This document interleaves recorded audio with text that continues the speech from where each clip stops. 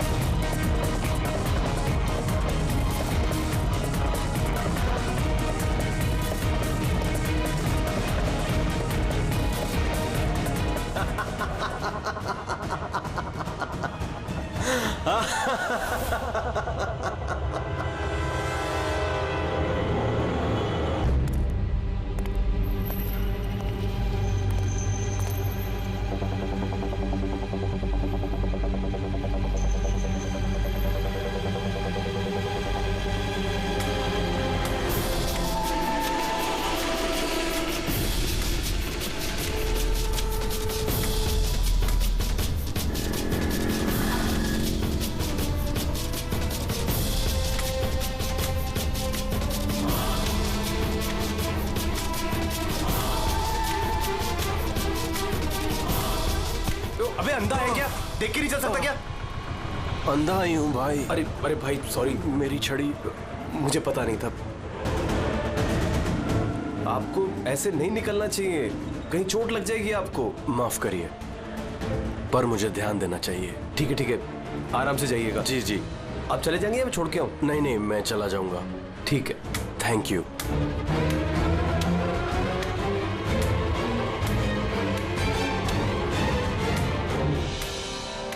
क्या हो गया यार, ये इतना दर्द क्यों हो रहा है?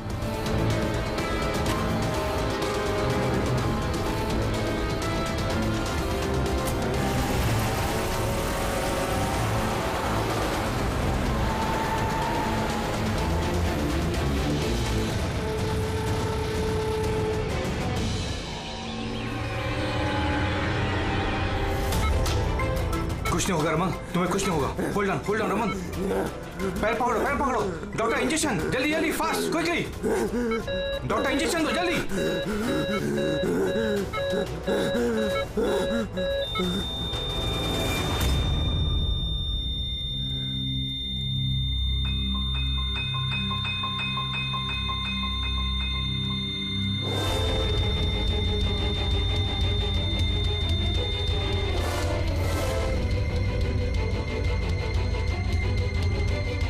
Oh my God, he's dead. और इनकी मौत नेचुरल भी नहीं है। अब क्या? I know Priya, it's a murder. और मैंने डॉक्टर सालुंके को इस केस के बारे में सब कुछ पहले से बता दिया था। अब तक तो उन्होंने फाइंड आउट कर भी लिया होगा कि रमन की मौत की वजह क्या होगी। जहर? रमन की मौत जहर से हुई है? हाँ बस, बहुत खतरनाक जहर है। ये पहले इंसान के दिमाग पर असर करता है। पहले डिलेरियम, फोटोफोबिया, एमनेशिया। उसके बाद ये जहर इंसान के बाकी के अंगों पर असर करता है। बाकी के अंग धीरे धीरे काम करना बंद कर देते हैं और इंसान की मौत हो जाती है। सर साहब, इसका कोई एंटीडोट तो होगा ना? हर जहर का एंटीडोट होता है फ्रेडी, लेकिन उसके लिए हमें उस जहर के बारे में पूरी जानकारी होनी चाहिए। बस ये जहर आसानी से पकड़ में नहीं आता है। मुझे भी बहुत सारे टेस्ट करने पड़े इसे ढूंढने के लिए। सर, जहर दे के मारना एक अलग बात है, और ऐसा जहर देना जिससे इस तरह तड़प तड़प के मरे, ये जरा चौंकाने वाली बात नहीं लगती?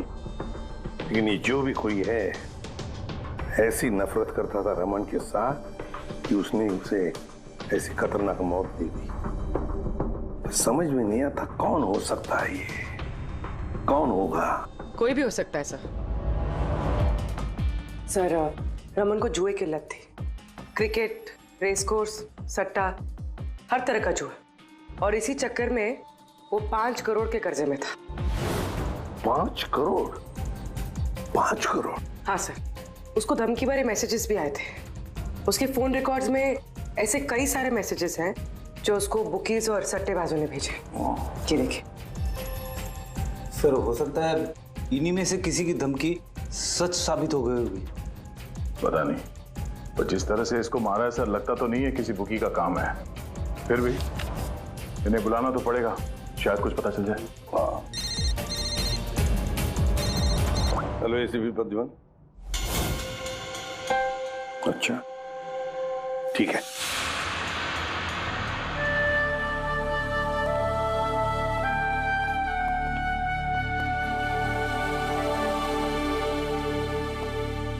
आप रमन का चचेरा भाई हितेन। हितेन, किसी ने रमन का खून कर दिया है। क्या लगता है आपको किसने किया होगा? मुझे नहीं पता सर। बुरे काम का बुरा नतीजा। एक ना एक दिन तो ये सब होना ही था सर। अब किसने किया, कैसे किया, ये तो नहीं पता सर। लेकिन इतने सारे लोगों से दुश्मनी, इतने सारे लोगों का कर्जा, उन्हीं में से किसी ने अच्छा, आपके अलावा परिवार में इनका और कौन? माँ है इसकी, लेकिन अब वो कहाँ पर है ये मुझे नहीं पता। ठीक है हितेन, हमारी इन्वेस्टिगेशन अभी चल रही है, तो बॉडी अभी यहीं रहेगी हमारे पास। आप अपना कॉन्टैक्ट नंबर वहाँ लिखवा दीजिएगा, जरूरत पड़ेगी तो आपको तकलीफ देंगे। जी सर।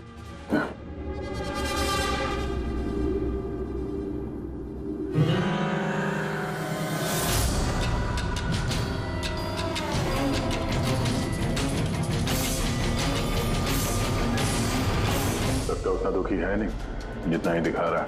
हाँ, बॉडी ले जाने की जल्दी नहीं थी, जैसे ही बोला जाओ तो निकल गया। कोई पूछताछ नहीं कब मिलेगी बॉडी। गड़बड़ है, गड़बड़ है ये हितेन, बड़ी गड़बड़ है। ऐसे लग रहा था जिसे ये बात पक्की करने आया था कि रमन मरा है या नहीं। नजर रखो उस पर। रमन, रमन बेटा, रमन क्या हुआ बेटा? रमन। मैम, आप बेटा मेरा रमन, माँ मैं इसकी वसुंधरा। बेटा क्या हुआ? मैं तो तेरा इंतजार करती रही कि तू आएगा और मुझे घर ले जाएगा एक दिन, पर तू तो इतना दूर चला गया बेटा। रमन, तो आप अपने बेटे रमन के साथ नहीं रहती थी? जी नहीं सर। आप? सर मेरा नाम मदन है। भगवान, मुझे क्यों बिठा रखा यहाँ पे? उठा लेता मुझे ही। संभालो अपने आप को। और कितना रोग इस नालायक के लिए। इसको अपनी करनी की सजा मिली है। नहीं बेटा, ऐसा मत कहो। चाहे जैसा भी था, बेटा था मेरा। क्यों, ऐसा क्या किया था इसने इनके साथ? इन्हें अपने ही घर से बाहर निकाल दिया, सड़क पर छोड़ दिया अकेले। ऐसा क्यों? बोला माँ बहुत कर्जा है, घर बेचना पड़ेगा और मेरा खर्चा भी नहीं उठा सकता, इसीलिए मुझे छोड़ दिया। और फिर क्या करती सर, ठीक से दिखाई नहीं देता, कहाँ जाती मैं? पड़ी रही फुटपाथ पे, भूखी प्यासी, बेघर बेसहारा। फिर शायद भगवान को दया आ गई और उसने उस फरिश्ते को भेज दिया। उसका चेहरा तो नहीं देखा मैंने, लेकिन उसने मुझे अपने साथ चलने के लिए कहा और मैं चली गई। एक बड़ा आदमी मुझे इसके पास ले गया। सर, दरअसल मेरी एक संस्था है, संयुक्त वृद्धाश्रम। हम वहां पर कोशिश करते हैं कि इन जैसे बुजुर्गों को घर जैसा प्यार और सम्मान मिल सके। माँ जी मुझे वृद्धाश्रम के गेट पर मिली थी एक चिट्ठी के साथ, जिसमें लिखा था कि इनका ख्याल रखना। बस उसी दिन से संयुक्त वृद्धाश्रम इनका घर बन गया। आज सुबह लैंडलाइन पे फोन आया कि इनके बेटे की मौत हो गई है। बस इनसे रहा ही नहीं गया। माँ है ना। मेरी आपसे विनती है, इसके कातिलों को छोड़ना मत सर। जरूर सजा दिलवाना सर, जरूर सजा दिलवाना। देखिए माँ जी, मैं आपसे वादा करता हूँ, हम रमन के कातिल को नहीं छोड़ेंगे, उसे कड़ी से कड़ी सजा दिलवाएंगे। आप प्लीज चिंता मत कीजिए। थोड़ा ख्याल रखिए अपना। मदन, इनका ख्याल रखना है। और एक बात, किसी भी चीज की आप लोगों को जरूरत पड़े तो हमें जरूर याद करना। कमाल है तारिका। हॉस्पिटल के डॉक्टर्स की रिपोर्ट के हिसाब से इसकी जांघ पर ये जो निशान है ना, ये या तो किसी एलर्जी का है या फिर किसी जहरीले कीड़े मकोड़े के डंक का निशान है।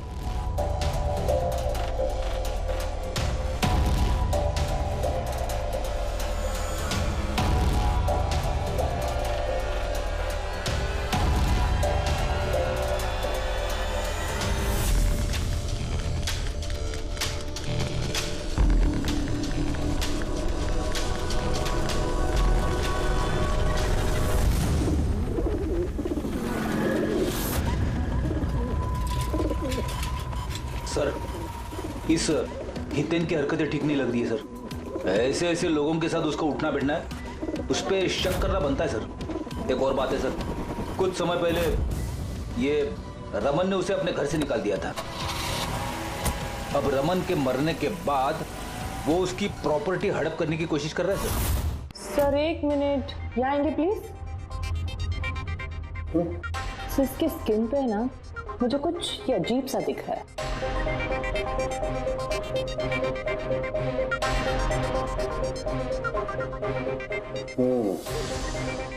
तारिका, ये जो अजीब सी चीज है ना, दरअसल ये पैराफिन है। पैराफिन? मोम। अरे तो इसका मतलब वो जहर इसके थाई में नहीं इंजेक्ट किया गया? किया गया, वो जहर इसकी थाई में ही इंजेक्ट किया। तो फिर ये मोम कहाँ से आया? मोम कहाँ से आया? तारिका, यहाँ से खूनी ने जहर इंजेक्ट किया। दरअसल ये जहर मोम से, पैराफिन से कोटेड था, इसीलिए इसकी इस चमड़ी पर भी और इसके खून में भी हमें पैराफिन मिला है। क्योंकि खूनी नहीं चाहता था कि ये जहर तुरंत इसके शरीर में जाकर के असर दिखाए, इसलिए उसने इसे कोट कर दिया। और ये जो जहर है एस्कोमाइन, ये एक बायो पॉइजन है, जैविक जहर।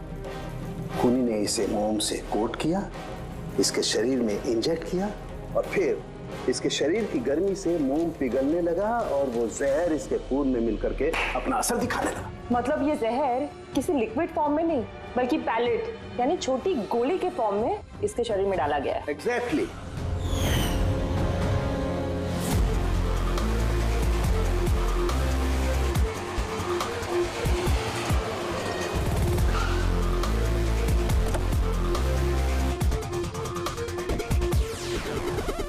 ये है वो कंस्ट्रक्शन साइट जहाँ पे रमन इंजीनियर था।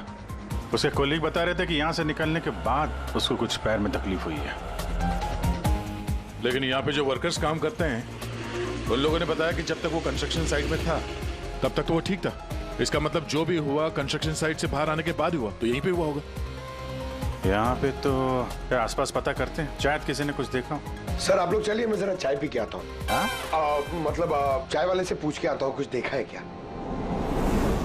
अभिजीत, ये बच्ची कंस्ट्रक्शन साइट के सामने अखबार बेच रही है, पूछते हैं उससे।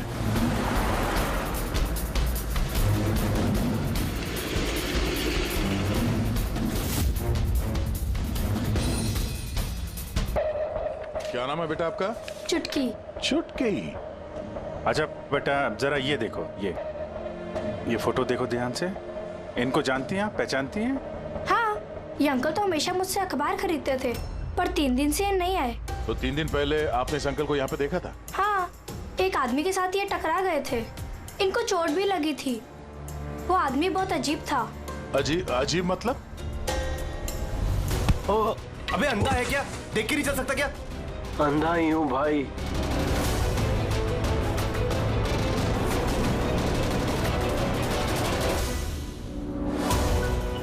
क्या हो गया यार? दर्द क्यों हो रहा है?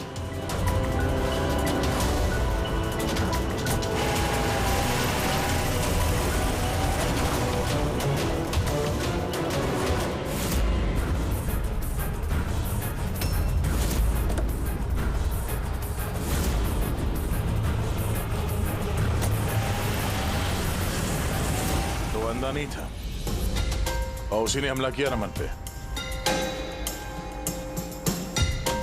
अच्छा बेटा, आप वो जो अंकल थे उनको पहचान सकते हो? देखा था आपने उनको ठीक से? नहीं।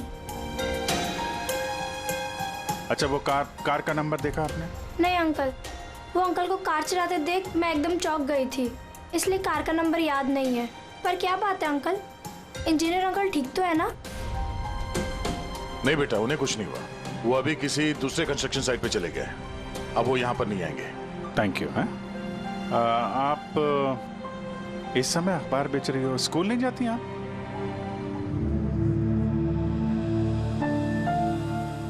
क्या बात है, हैं? स्कूल तो जाना चाहिए। आप कितनी इंटेलिजेंट लड़की हो। एक्चुअली हर बच्चे को स्कूल जाना चाहिए और आपको भी जाना चाहिए। पर स्कूल जाने के लिए बहुत सारे पैसे चाहिए ना अंकल, मेरे पास पैसे नहीं है। बेटा, अगर आपको पैसे ना देना पड़े तो आप स्कूल जाएंगी? हाँ अंकल, जरूर जाऊंगी, मुझे पढ़ना है।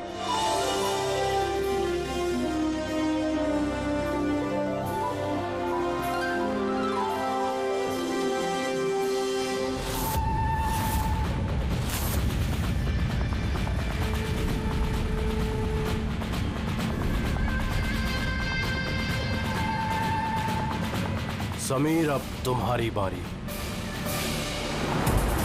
हाँ बोलो। हाँ यार, तुम्हें एक बार में समझ में नहीं आता है। देखो, मैंने तुम्हें पहले भी कह दिया है कि तुम कुछ भी कर लो, मैं इस खंडहर के लिए एक कौड़ी भी खर्च नहीं करने वाला।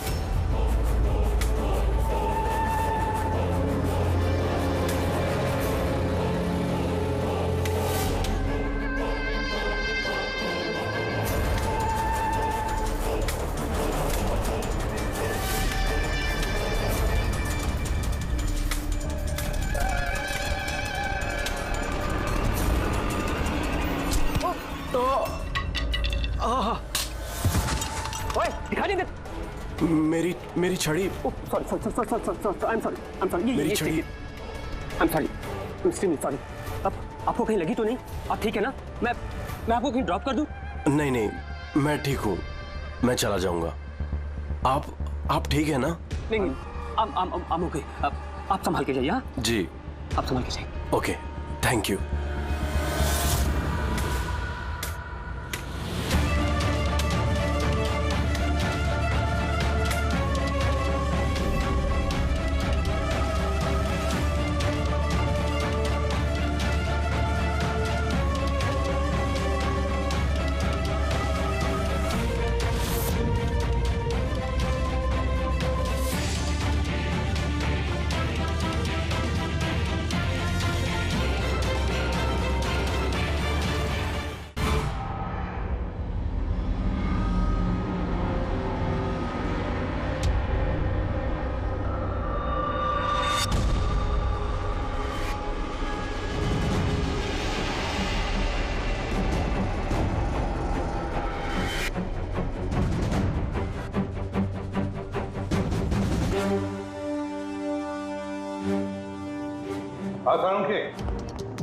क्या पता चला?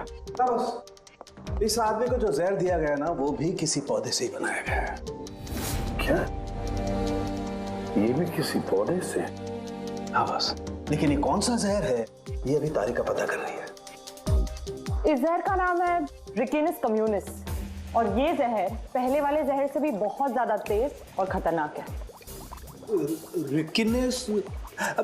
ये किसी पौधे का नाम है क्या? हाँ फ्रेडी, ये किसी पौधे का नाम है, और बॉस ये कोई आम पौधा नहीं है, बहुत मुश्किल से मिलता है। और खूनी जो कोई भी हो बॉस, उसे पौधों के बारे में बड़ी अच्छी जानकारी है। हाँ, जानकारी तो होनी चाहिए पौधों के बारे में, तभी तो। लेकिन सर, इन हत्याओं की वजह क्या है? ना तो हमें रमन की हत्या का कारण पता है और ना समीर का, और दूर दूर तक इन दोनों का एक दूसरे से कोई संबंध ही नहीं है। सर, समीर और रमन के बीच में एक चीज तो कॉमन है। क्या? माय गॉड, तो ये है वो कड़ी जो समीर और रमन को जोड़ती है। तो क्या दोनों ने एक ही गलती की? जी सर, रमन की तरह समीर ने भी अपने बूढ़े और कैंसर पेशेंट पिता को घर से निकाल दिया था। हमने उनके बारे में छानबीन की और एक ऐसे शख्स से मिले जिन्होंने समीर के पिता को ढूंढने में मदद भी की और इस केस को एक नया मोड़ दिया। कौन है वो? सर, ये डॉक्टर दिनेश है। Hello sir. कैंसर सेंटर के चोड़ी। समीर के पिताजी का इलाज यही कर रहे थे। डॉक्टर दिनेश, जरा एक बात समझाइए। समीर ने अपने पिताजी को घर से बाहर निकाला था, तो फिर ये समीर के पिताजी आपके यहाँ कैसे पहुंचे, आपके कैंसर सेंटर में? किसी ने उन्हें हॉस्पिटल पहुंचा दिया था। मैं हॉस्पिटल पहुंचा ही था जब मैंने इनको देखा। ये चेयर पे बैठ के कुछ बड़बड़ा रहे थे, हाथ में लिफाफा था। मैंने पूछा कि कौन है, लेकिन इनको कुछ याद नहीं था। मैंने उनके हाथ से लिफाफा लिया। पैसों के अलावा उसमें एक चिट्ठी भी थी। उसमें लिखा था कि इनको कैंसर है और हम इनको अपने यहाँ एडमिट करके इलाज शुरू करें। एडमिशन के लिए डिपॉजिट की रकम लिफाफे में है और इलाज के पैसे भी हॉस्पिटल के अकाउंट में ट्रांसफर हो जाएंगे। उनकी उम्र और हालत को देखकर मैंने उनको एडमिट तो कर लिया, पर मुझे चिंता थी अगर पैसे ना मिले तो। लेकिन भगवान का शुक्र है, अगले ही दिन इलाज के पूरे पैसे 10 लाख रुपए हॉस्पिटल के अकाउंट में ट्रांसफर हो गए थे। 10 लाख रुपए? किसने ट्रांसफर किए? सर 100% खुनी ने दिए होंगे। सर, बैंक डिटेल से पता चल जाएगा। पता चल गया एक्चुअली पैसे समीर की वाइफ रत्ना ने दिए थे सर। ये सब मेरी गलती है सर। मेरी वजह से समीर की जान चली गई। मैंने ही उसे उकसाया था। पिताजी की देखभाल में काफी प्रॉब्लम हो रही थी और सारी प्रॉपर्टी और सब हमारे नाम पर हो ही चुका था, तो मैंने समीर को कह के पिताजी को घर से निकलवा दिया। शर्म नहीं आती तुम्हें? समीर के पिता तुम्हारे भी पिता समान थे, उनको ही घर से निकाल दिया। ये सब करने के बाद फिर उनकी इलाज के लिए 10 लाख रुपए क्यों दिए? मुझे किसी ने धमकी दी थी सर कि अगर पिताजी के इलाज के लिए 10 लाख रुपए नहीं दिए तो वो समीर को और मुझे मार देंगे। सर, मैंने उन्हें 10 लाख रुपए दे दिए, फिर भी उन्होंने समीर को मार दिया। और अभी भी कहा है कि अगर हर महीने पिताजी के इलाज के लिए 50,000 रुपए नहीं दिए तो वो मुझे भी मार देंगे। किसी पे शक है तुम्हें? नहीं। उसके बारे में कुछ याद है?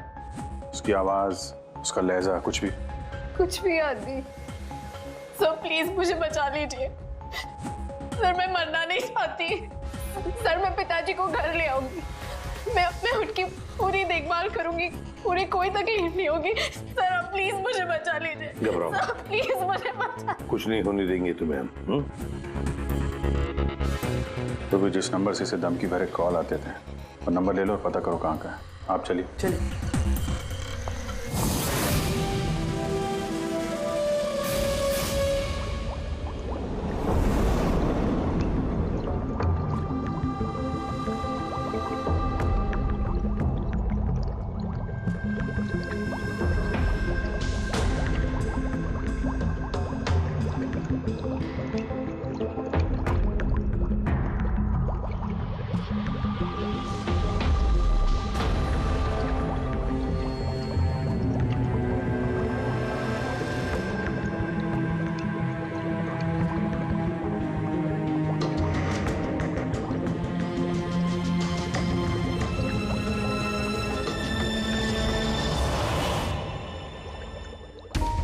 सर हमने इतने सारे एंटीडोट्स बना लिए, लेकिन इसकी क्या गारंटी है कि खूनी इन्हीं में से किसी जहर का इस्तेमाल करेगा?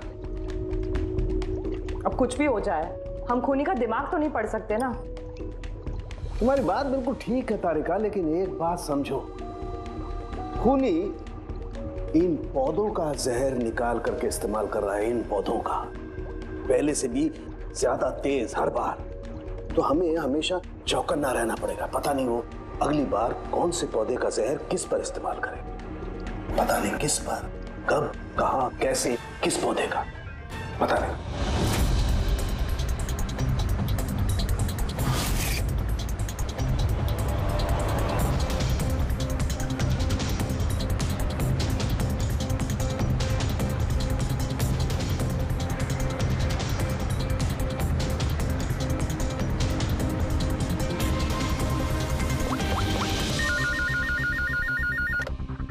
हेलो। हाँ पूर्वी बताओ। सर वो फोन बूथ जहाँ से कातिल ने रत्ना को धमकी भरे कॉल्स किए थे, वो ये भाईंदर रेलवे स्टेशन के पास है। Bhayandar railway station? वहां तो बहुत भीड़ भाड़ रहती है। जाहिर सी बात है उसने ब्लाइंड मैन के भेस में तो किया नहीं होगा।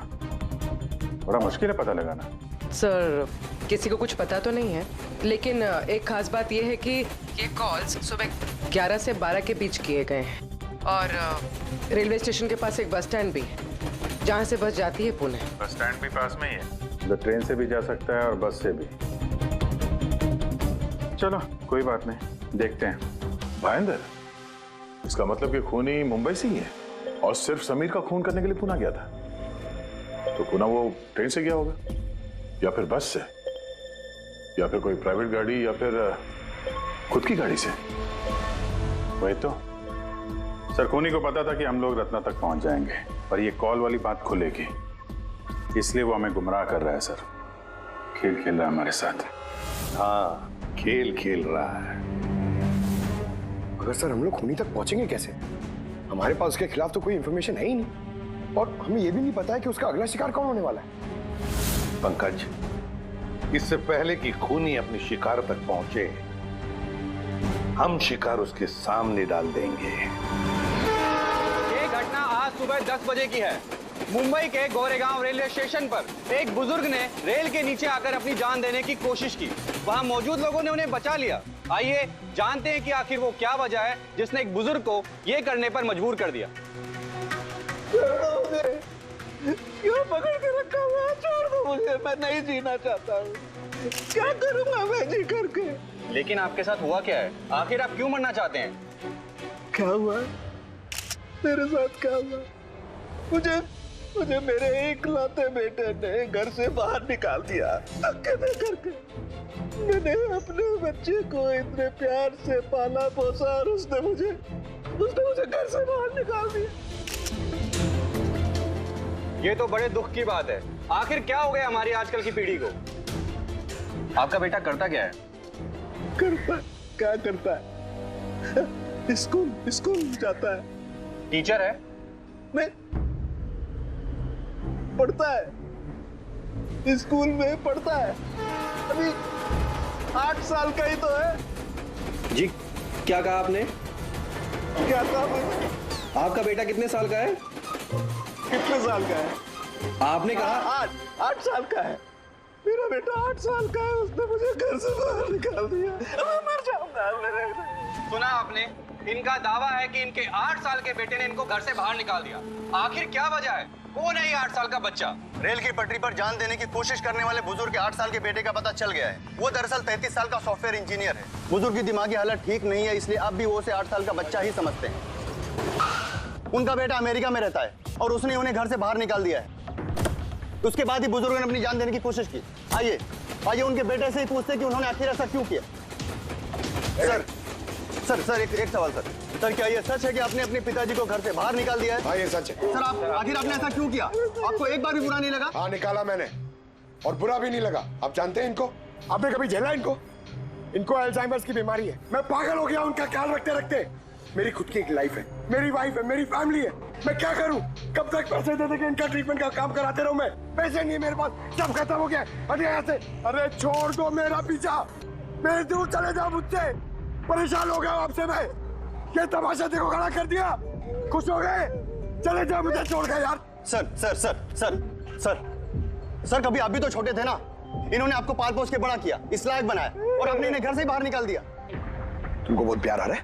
हाँ? जा अडॉप्ट कर ले जाके। दिमाग खराब मत करो मेरा। तुमको जो करना था ना तुमने आके कर लिया बवाल खड़ा। टीआरपी मिल गई ना तुमको, पैसे कमा लिए ना, हटो यहाँ से। तो देखा आपने कि किस तरह एक लड़के ने अपने बाप को घर से बाहर निकाल दिया। अब ये बेचारे बुजुर्ग कहाँ जाएंगे, किसके सारे जाएंगे? इन्होंने अपनी सारी पूंजी अपने लड़के पे लगा दी और आज इनके लड़के ने इनको घर से बाहर निकाल दिया।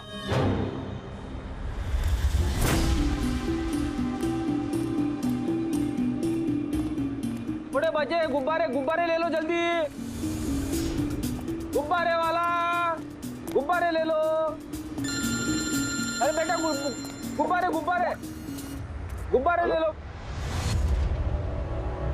गुब्बारे वाला गुब्बारे ले लो, गुब्बारे गुब्बारे ले लो, गुब्बारे गुब्बारे ले लो बेटा, गुब्बारे गुब्बारे ले लो, गुब्बारे गुब्बारे वाला गुब्बारे गुब्बारे ले लो।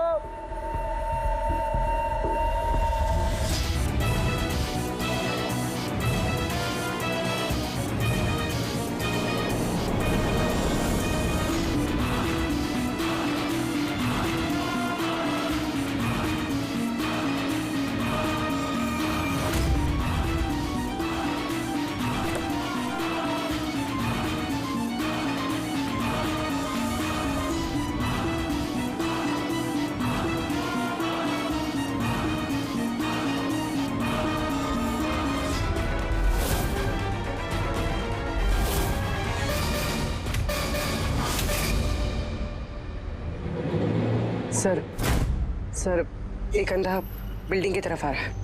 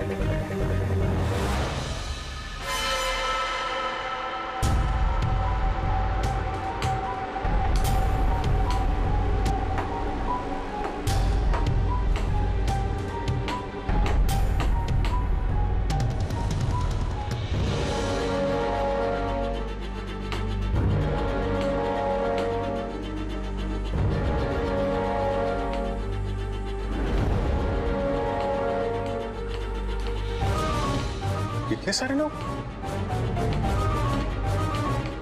सर इतने सारे अंधे एक साथ? हमने तो एक सोचा था, यहाँ तो 8-10 निकले। लगता है ये कोई चाल है। एक मिनट आप लोग रुकिए। एक मिनट, यहाँ कैसे आ गए आप लोग? आइए। ये आप तब कहाँ आए आप लोग? यहाँ क्या बात है? क्या हुआ? यहाँ आंखों का फ्री चेकअप होने वाला है। संपत है आप? संपत? उसने ही बुलाया था हम लोगों को। देखिए यहाँ पे ऐसा कोई शिविर नहीं है। कौन संपत कौन है? किसने बुलाया आपको? उसने ही तो बुलाया था यहाँ।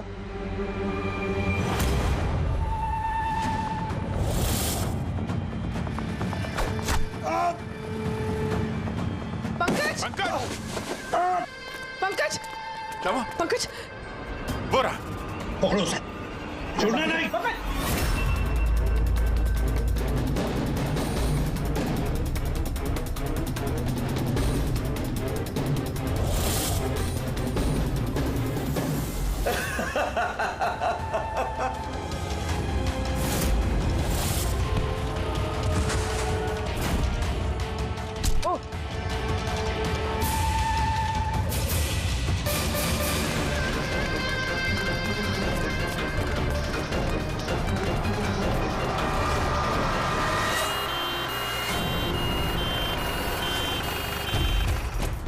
आजा, जल्दी आजा।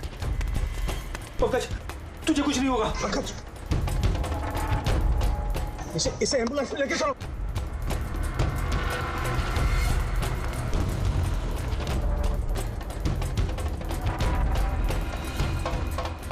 पंकज, पंकज, तुझे कुछ नहीं होगा। पंकज, तारिका ये लो, इससे जहर का पता करो। अगर जहर का पता नहीं चला तो हम एंटीडोट नहीं दे पाएंगे। मेरी बात सुन रहे हो तुम? सुना नहीं है पंकज, आंखें बंद मत होने देना। आदिश, हमारे पास इसका एंटीडोट हो, वरना हमें इसे हॉस्पिटल ले जाना पड़ेगा। एंड आई एम श्योर ये वाला जहर पहले वाले जहर से बहुत ज्यादा स्ट्रॉन्ग है। तारिका एक काम करो, नेशनल बायो सेंटर को फोन करो और उसे लाइन पर रखो।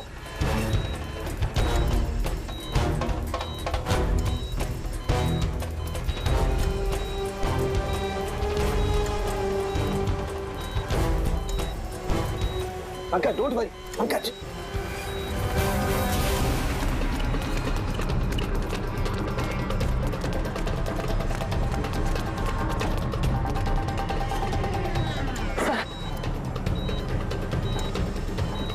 ओह माय गॉड, ये नहीं हो सकता है। और सूत्र तो जहर ही बदल दिया। लेकिन सर हमारे पास इतने सारे एंटीडोट्स हैं, कोई ना कोई तो काम करेगा ना। कोई काम नहीं करेगा बॉस, ये पौधे का जहर ही नहीं है, उसने जहर बिल्कुल बदल दिया है। अब क्या होगा सौरभ? करना कुछ यार। पंकज कीप ब्रीदिंग, सब ठीक हो जाएगा। हाँ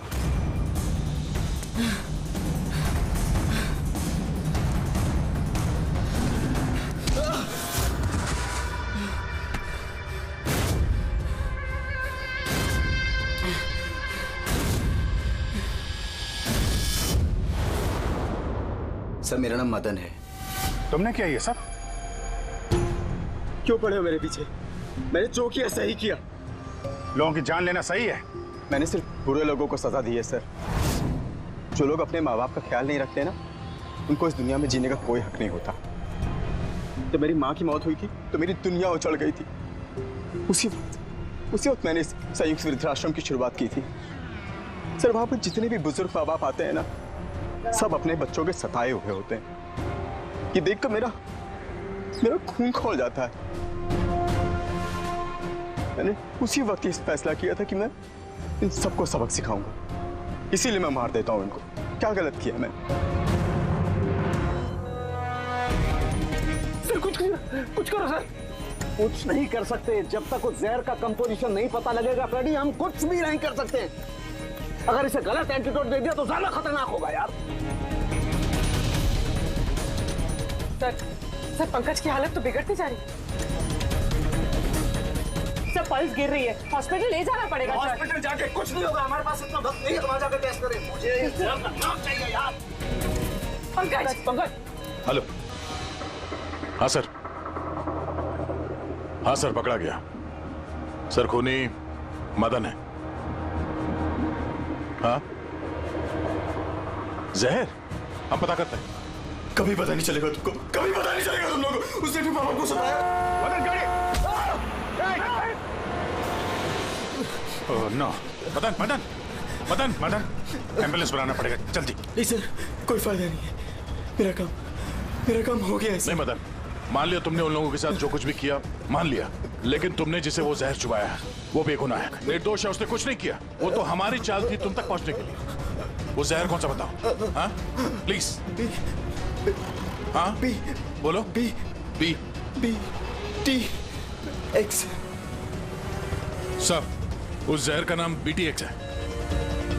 सारंग, जहर का नाम है BTX। पंकज, जागते रहना, आंखें बंद मत होने देना। माँ मैं आ रहा हूँ। मदन, बस हो गया, you'll be all right। बस अब पंकज को कुछ नहीं हो सकता है, कुछ भी नहीं। Welcome my boy. घबराओ मत, कुछ नहीं होगा तुम्हें। तुम आदमी अच्छे थे मदन, लेकिन तुमने जो किया वो सही नहीं था। ये तो चला गया अभिजीत, तो चाहे कुछ भी हो जाए, इसका वो वृद्धाश्रम बंद नहीं होने देंगे। हम भी उन बुजुर्गों का वैसा ही ख्याल रखेंगे जैसे इसने रखा। For more updates, subscribe to our channel, click the show links and enjoy watching the videos.